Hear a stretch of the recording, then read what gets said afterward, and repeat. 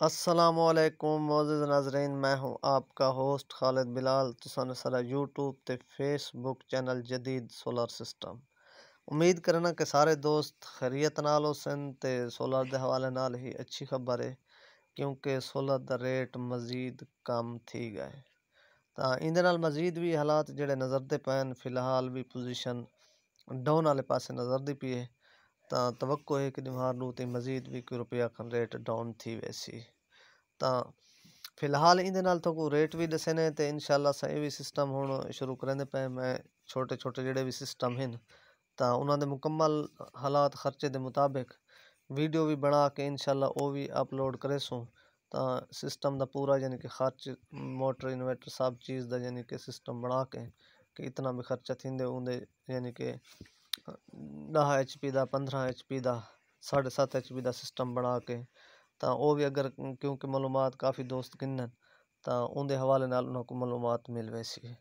तो इन्हें तो इलावा बाकी भी सारी कोशिश होती है जहाँ भी रेट अप डाउन थिनन तो अपडेट काफ़ी सारे दोस्त इंतज़ार दे विच भी होनन तो वो भी असा लाजमी अपडेट रेट के हवाले नाल भी लाजमी करना होंगे तो इनशाला वो भी करेंदे रह वैसों।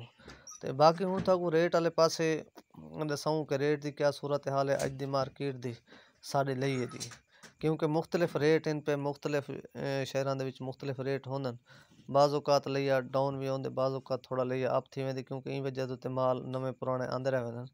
जेड़ा भी नवा माल आंदे उनका रेट थोड़ा डाउन आंदे जिस वेले डाउन थींदा पिया होए तो जिंदे कोल पुराने माल पे हुन तो थोड़ा रेट को जरना जे तक उनका माल ख़त्म नहीं थींदा वो रेट को बरकरार रख कोशिश करेंदे कि बरकरार रहे वञे। तो इन वजह ते कि सूरत हाल अज दी जड़ी है सोलर दी तो दसाऊँ कि मज़ीद थोड़ा थोड़ा जितनी भी कमी आई है तो थोड़ा शेयर करूँ। जिनको एन टाइप का जड़ा अज का 570 575 या 580 के माल आंदा पे तो उनकी जड़ी सूरत हाल है अज दी जिनको एन टाइप का क्योंकि रेट उनके माल थोड़ा मार्केट के कम है पिया तो उसका रेट 60 रुपए पर वाट। और इनके तो इलावा बाकी लॉन्जी हाइमो 6 का उनके भी कमी आई है अज का जड़ा वो रेट है पिया 570 ते 575 ते 580 का माल आंदा पे हाइमो 6 के इस टाइम तो उनका जड़ा रेट है पिया वो 59 रुपए 50 पैसे।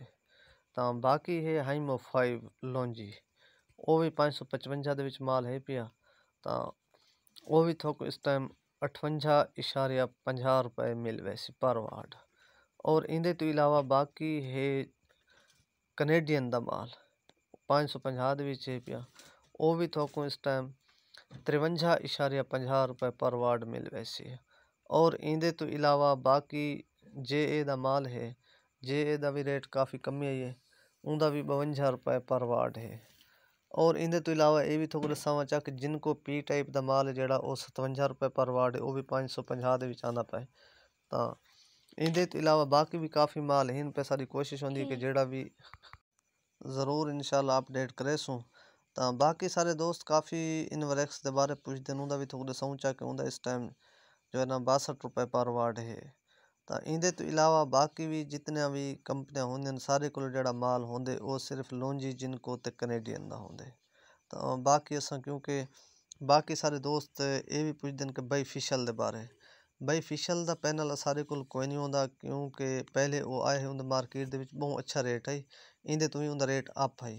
इस टाइम माल बहुत घट आता पे क्योंकि टंपरेचर वाले सारे इलाके टंपरेचर इलाके ज़रा वो कामयाब कोई नहीं क्योंकि जिस वेले ज़्यादा गर्मी होए तो उस टाइम वो जरना वोल्ट एम्पेयर ज़्यादा यानी कि ड्रॉप करेंगे डाउन थी यानी कि पैनल ज़्यादा गर्मी दे होते हैं अच्छा रिजल्ट नहीं देता।